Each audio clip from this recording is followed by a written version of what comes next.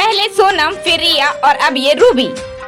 हाल ही में मेरठ से आई इस घटना ने लोगों को ये सोचने पर मजबूर कर दिया है कि आखिर इन रिश्तों में हो क्या रहा है कि पत्नियां अपने पतियों को मारने के लिए इस हद तक गुजर जा रही हैं। इस घटना ने पूरे औरत समाज के नाम को कलंकित करके रख दिया है। हम हैरान हो जाते हैं ये सोचकर कि जिसके साथ इंसान एक कमरे में सोता है, एक कमरे में खाता है, उसके साथ कई सुंदर पल बिताता है, तो उस इंसान को आखिर कोई मौत के घाट अपने ही हाथों से इतने साथी तरीके से कैसे उतार सकता है। जी हाँ, ये घटना है मेरठ की, जहाँ एक पत्नी अपने पति के 45 दिनों से गायब होने की रिपोर्ट खुद ही लिखवाती है। पुलिस में जाकर रिश्तेदार खोजते हैं, दोस्त खोजते हैं, पड़ोसी खोजते हैं और वो पत्नी अपनी पति को ढूंढने का नाटक तक करती है।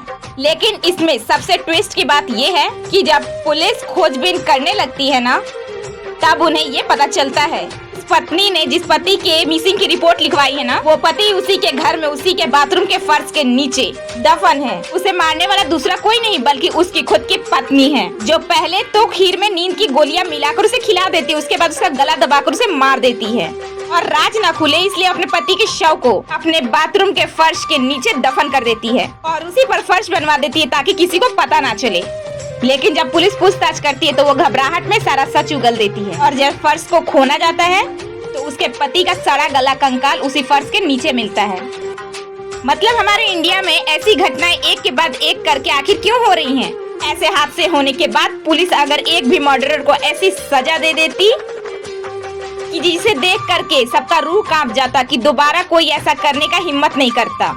अभी अभी आपने देखा होगा कि सिया गोयल को जब पुलिस लेकर जा रही थी तो वो मिडिल फिंगर दिखाकर जाती है। इसका मतलब वो ये कहना चाहती है पैसे के दम पर वो बड़े बाप की बेटी है तो निकल जाएगी। ठीक इसी तरह सारे मर्डर्स छूट जा रहे हैं। अगर कानून सख्त कार्रवाई नहीं करेगा इसके ऊपर, उसको सजा नहीं देगा अगर मर्डरर को, तो ऐसी घटनाएं होती रहेंगी। अरे किसी के साथ अगर नहीं रहने तो उसे तलाक दे दो, उसे छोड़ दो। अगर तुम्हारा किसी और से अफेयर है तो वो कहकर भी अपने पार्टनर से अलग हो जाओ, पर किसी की जान लेना क्या इतना आसान हो गया है यार? क्या किसी का जान लेते इंसान का हाथ नहीं कांपता?